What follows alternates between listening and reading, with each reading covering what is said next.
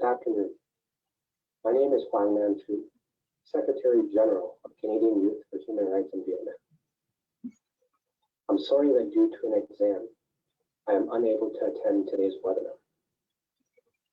However, I am honored to speak on behalf of our organization and explain the role that we have played in the passing of the Sergei-Magnitsky Act in Canada. In 2014, CERB was established by a group of university students eager to contribute to the fight against human rights violations in Vietnam with the following two goals: educating Canadian youth about the human rights atrocities happening in Vietnam and around the world, and using our rights as Canadians to bring awareness of these violations to politicians and the general public around the world. Over the last 6 years, CERB has worked with Vietnamese organizations in Canada and the world to advocate for Vietnamese prisoners of conscience. It has run events to promote human rights and bring awareness to violations of human rights. And it played an instrumental role in the advocacy and eventual passing of the Sergei-Magnitsky Act. On December 23, 2016, through BPSOS's news bulletin, we learned that the U.S. had promulgated the global Sergei-Magnitsky Act. We believed right away that we should have a similar legislation in Canada. After speaking to a couple of members of Parliament, talking with Dr. Tan Nguyen of BPSOS, and conducting some research, we learned that since 2015, initiatives have been taken to bring about such legislation by former Minister of Justice Roland Collett, which never went through this House of Commons.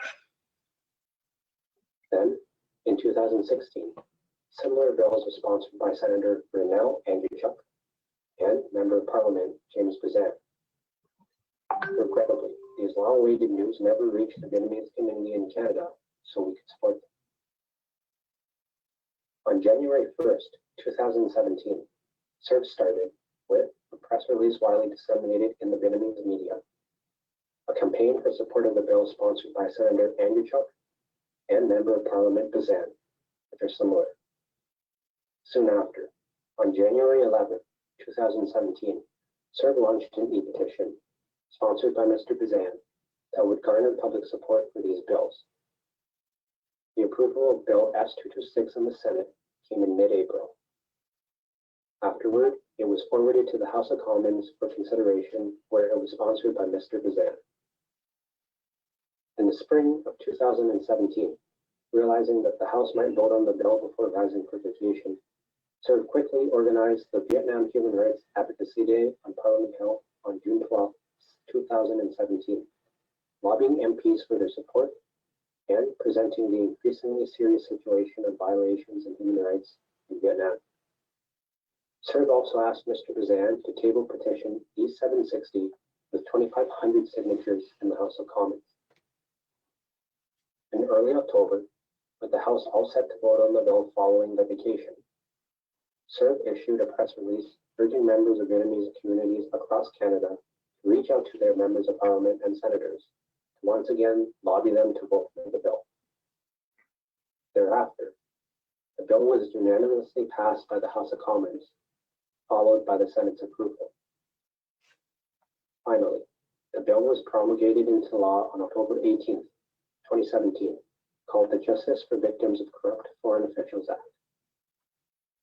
This achievement was obtained partially through the joint efforts of many organizations and individuals in the Vietnamese community across Canada, who had worked diligently with CERB over months to make sure that all 335 members of Parliament were contacted and received the information package on the bill, with a request for support of the bill.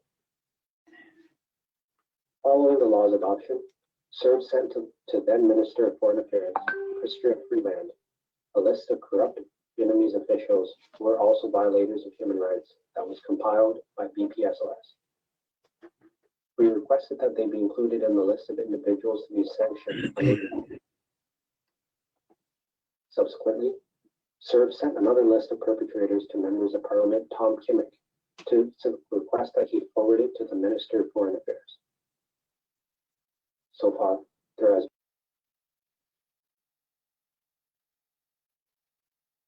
Sergei Magnitsky Law has not gone unused.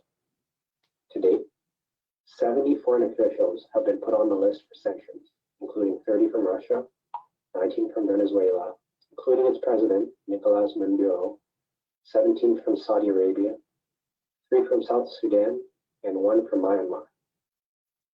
In addition, following the recent revelation of heinous acts committed by the Chinese government against the Uyghur Muslims and pro-democracy advocates in Hong Kong, over 60 people, including senators, members of parliament, and members of the public, sent a letter to the government of Canada demanding that those who are responsible for these acts be sanctioned under the Sergei Magnitsky Law. It is important to note that what makes our missions possible is our commitment to working with Vietnamese communities from across the globe.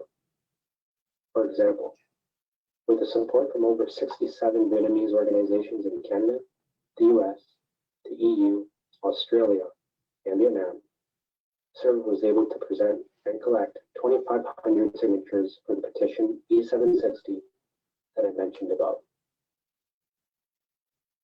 In closing, I'd like to address the most important part of this presentation.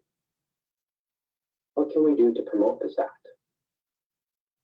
What has made everything possible so far has been an open source model of information sharing. We need to continue to do so. We can also keep human rights organizations around the world abreast of the growing number of human rights violations in Vietnam.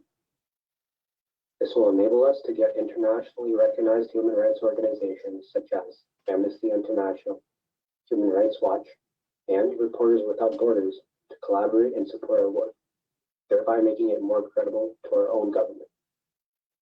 Finally, CERV has always believed in the power of youth.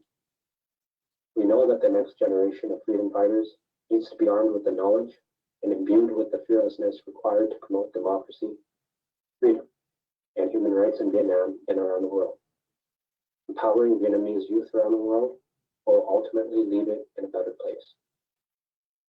Thank you for your time and have a fruitful meeting.